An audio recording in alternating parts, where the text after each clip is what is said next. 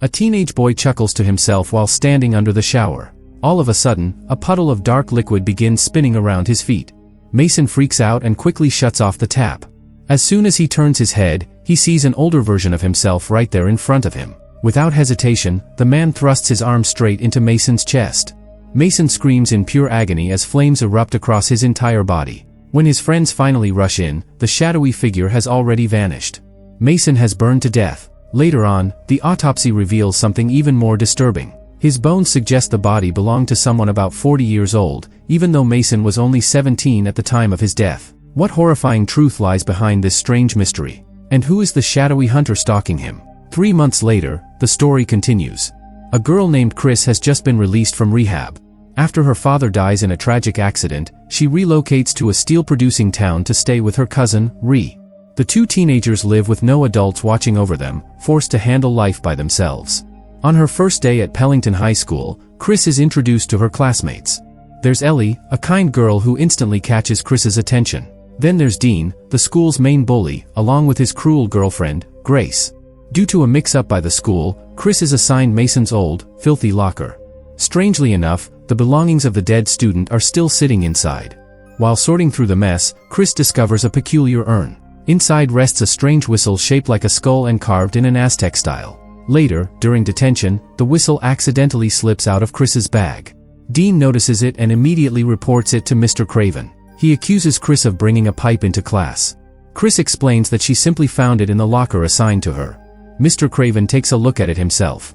To him, it appears to be some sort of instrument, maybe something like a kazoo.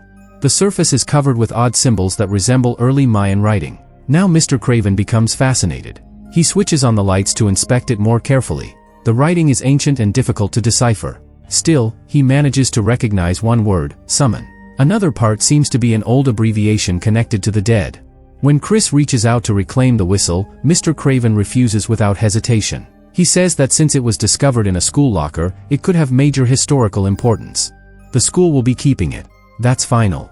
Chris has no choice but to walk away. Before she leaves, Mr. Craven assigns her and 4 other students a group project that must be finished by tomorrow. Once the students leave, he remains alone in the silent classroom. He stares at the tiny whistle on his desk. Something about it feels strange, so he decides to search it online. The results leave him stunned. An identical piece is valued at $35,000. His cursor moves toward the sell option. A message pops up asking if the item is fully functional. Mr. Craven pauses briefly. Slowly, he raises the whistle to his mouth. The instant he blows into it, a powerful feeling of comfort spreads through his body. He quickly snaps back to reality and clicks, good working condition. Believing he has just struck gold, he leaves the room with excitement in his step. What he doesn't know is that Ree returned to the classroom for a comic book and saw everything on his computer screen. At the same time, a man approaches Chris. He wears a warm smile and introduces himself as Noah. He says he's the youth pastor at the town's church and asks if Chris attends worship. Chris tells him she has no interest in that. Noah laughs lightly and admits he doesn't believe in it either. Then he pulls a small gift from his pocket and offers it to her. Right then, Ree arrives and tells Noah to back off. During the tense moment, Noah briefly reveals a knife. Afterward, he glances at Chris once more. "If you ever need help, I'm around," he says before walking away. Watching Noah leave, Ree clenches his jaw and mutters that the guy is a complete scumbag. According to him, Noah uses the church as a front to sell drugs to teenagers. He even says that last year a kid died from an overdose connected to him. Ree angrily says that sooner or later, karma will catch up with that man. Meanwhile, back in the classroom, Mr. Craven is already dreaming about an expensive vacation. But the moment he opens the urn again, he suddenly stops cold. The whistle has disappeared. He frantically searches across his entire desk but finds nothing. Enraged, he slams his laptop shut and takes a deep drag from a cigarette. Smoking is completely forbidden on school grounds, but he doesn't care at that moment. Suddenly, a sound echoes down the hallway. Mr. Craven assumes it must be Charlie, the janitor. At the far end of the corridor stands a shadowy figure, though the darkness hides its face. Then someone taps his shoulder. It's Charlie. When Mr. Craven looks back toward the hall, the mysterious shape has already vanished. He walks back into the classroom, but an intense chill suddenly surrounds him. The room becomes so cold he can see his own breath in the air. A terrifying bald figure appears directly in front of him. It reaches forward and pushes its hand straight into his chest. The cigarette slips from Mr. Craven's fingers and falls to the floor. He feels his lungs being crushed by an invisible grip. In that brief moment, his hair begins dropping out strand by strand. Slowly, his appearance changes until he becomes identical to that bald figure. Then his body collapses heavily onto the floor. Across town, 5 classmates gather at Grace's house to work on their assignment. It turns out that Reese secretly stole the whistle earlier. Grace holds it, fascinated by how cool it looks. She jokingly suggests they try using it to summon a spirit. Chris finds the idea dull and decides to leave. Ellie follows her outside into the yard. It's obvious that the two of them share strong chemistry. They have barely started talking when a sharp scream erupts from inside the house. The whistle releases a piercing sound that painfully strikes everyone's ears. Once the noise fades, an unsettling chill spreads through the room. Outside, Ellie takes Chris's hand and invites her to attend tomorrow's harvest celebration. For the first time in a long while, Chris actually smiles. Later that night at home, Chris accidentally looks out her window. A dark shape is sitting in a tree. The outline looks disturbingly similar to her own silhouette. She quickly calls for Ree to come look. But by the time they reach the window, the figure has vanished completely. Chris sighs, assuming her imagination must be playing tricks on her. As the night continues, Grace remains alone in the house. She sits at her laptop researching the strange whistle. Suddenly, she hears a faint whisper calling her name. Grace assumes it's her younger brother Timmy trying to scare her. She tells him to stop messing around, but there is no reply. When she steps into the living room, she notices something quickly duck behind the table. Gathering her courage, Grace slowly walks closer. In a quiet voice, she asks if Timmy is hiding there. She peeks behind the table, but nothing is there. From far away, Timmy calls out for her to come back quickly. Yet Grace remains frozen where she stands. Just seconds ago, she clearly felt something gently brush across her face. The following day, during a school assembly, students are informed that Mr. Craven has died. The official cause is somehow stage 4 lung cancer. This makes no sense, because everyone saw him yesterday and he looked completely fine. While a teacher speaks on stage, Ellie notices a student sitting in the front row behaving oddly. The boy shakes his head while quietly whispering her name again and again. He only snaps back to normal when the person beside him nudges him. Later, Grace returns the whistle to Chris. No one wants to talk about summoning spirits anymore. The strange object now feels far too disturbing to keep around. After discussing it, Chris decides the best choice is to give the whistle back to Mason's family. Chris and Ellie drive to Mason's house. There, they meet Mason's grandmother, Ivy, who is seriously ill and close to death. She owns a huge collection of occult items gathered from all over the world.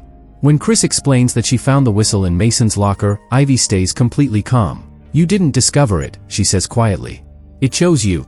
Ivy then reveals a horrifying truth to the girls. The object is known as a death whistle, and the inscription actually means, "Summon your death." Blowing the whistle places a curse that pulls the future death of anyone who hears it into the present moment.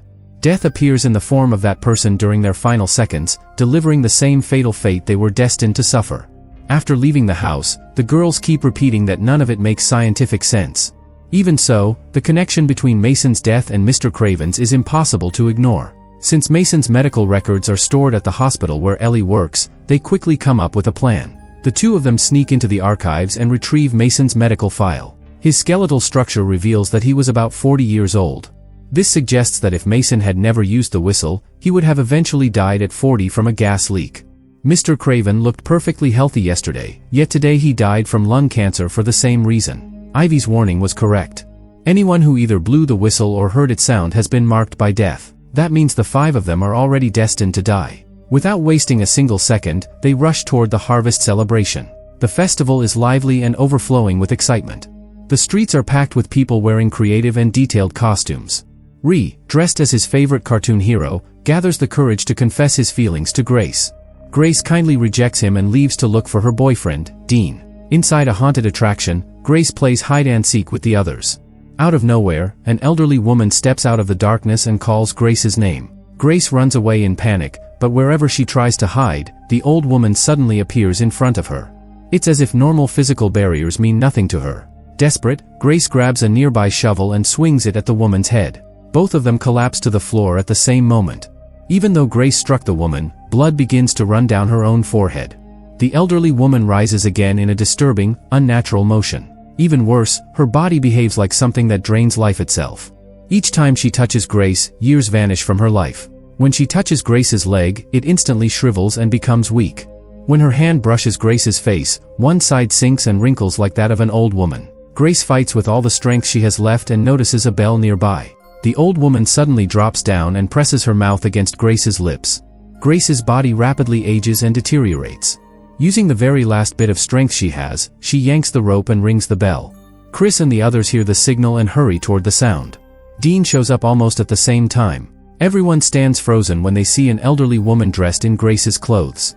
Dean refuses to accept that the old woman is actually Grace. He convinces himself he's just too drunk. He believes it's simply a terrible hallucination. He tells himself that tomorrow he'll wake up and Grace will be fine. Chris tries to explain that the whistle caused this, but Dean refuses to listen. He pushes past them angrily and storms away. Later he gets completely drunk and drives home recklessly, swerving across the road.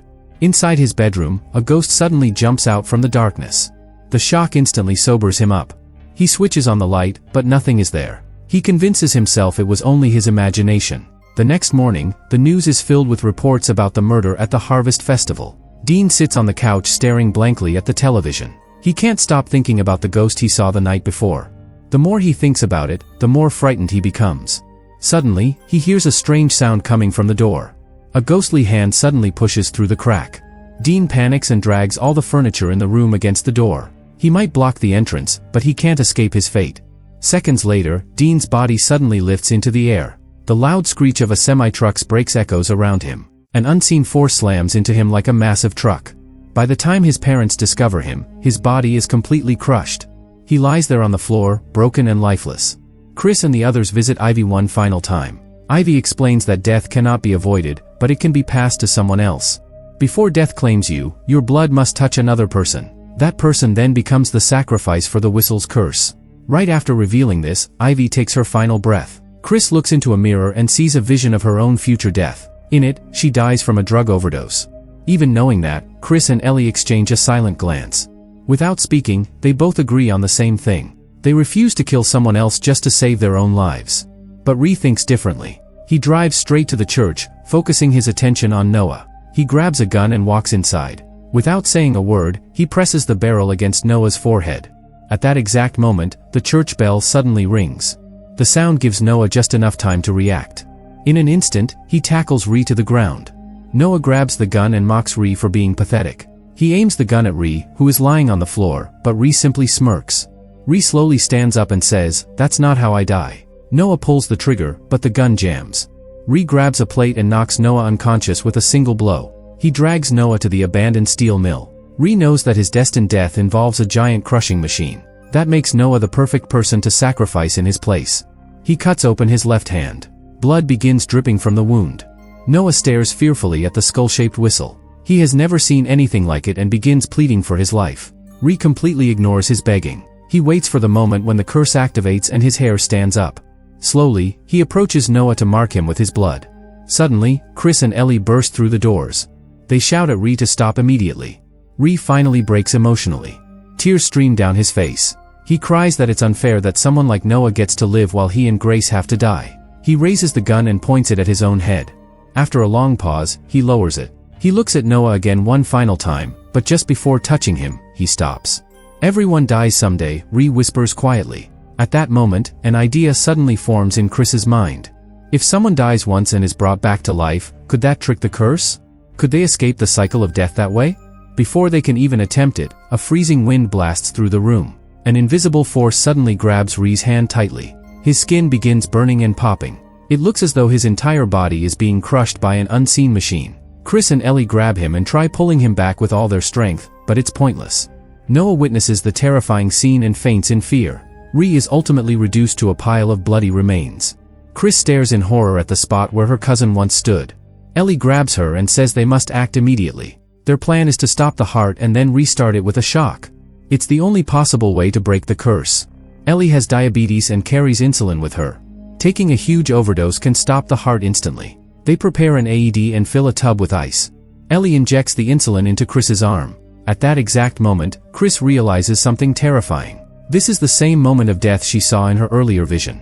Ellie pushes her into the freezing water. Chris sinks down as everything fades into darkness. Her heart finally stops beating. Ellie drags her out and desperately begins trying to revive her.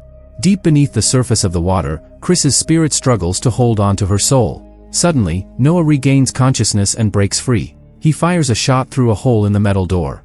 The bullet destroys the AED and strikes Ellie. Ellie's own death shadow appears right beside her. But Ellie refuses to give up. She screams for Chris to wake up with everything she has left. Chris hears Ellie's voice and remembers every moment they shared together. She grabs onto a small spark of light and pulls herself back to life. Chris opens her eyes and sees Ellie suffering from a violent seizure. Chris holds her tightly. Noah slowly approaches them while holding the gun. By accident, he steps into the pool of blood surrounding Ellie. At that instant, Ellie's ghost disappears. The curse quietly transfers from Ellie to Noah. Noah looks toward a corner and notices a figure standing there. It's a swollen, dying version of himself from the future. He fires multiple shots at it, but the bullets strike his own body instead. In the end, Noah dies at the hands of his own future self. 3 months later, Chris and Ellie finally begin a new chapter in life. But somewhere else, a new student opens her locker. Inside lies the skull-shaped whistle, silently waiting. She has no idea what it is and raises it to her lips. Chris and Ellie shout desperately for her to stop, but a sharp whistle blast echoes through the crowded hallway.